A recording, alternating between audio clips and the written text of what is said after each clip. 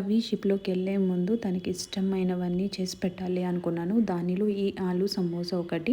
ఇది ఎలా చేసుకోవాలో చెప్తాను. ఫస్ట్ ఫిల్లింగ్ ఎలా చేసుకోవాలో చూద్దాం. కొంచెం జింజర్, గ్రీన్ చిల్లీ దాన్ని బాగా దంచి పక్కన పెట్టుకోవాలి. తర్వాత 1 టేబుల్ స్పూన్ ధనియాలు, 1 టేబుల్ స్పూన్ జీలకర్ర, 1 టేబుల్ స్పూన్ సోంపు వేసేసి బాగా పొడిలాగా చేసుకోవాలి. అలానే ఆలూని సపరేట్గా ఉడకపెట్టుకోవాలి. మన దగ్గర గ్రీన్ పీస్ ఉంటే అది కూడా సపరేట్గా ఉడకపెట్టుకోండి.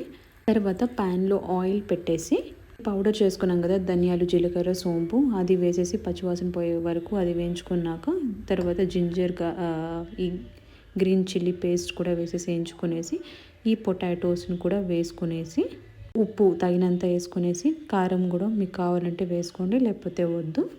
అంతే, ఫిల్లింగ్ అయితే రెడీ అయిపోతుంది.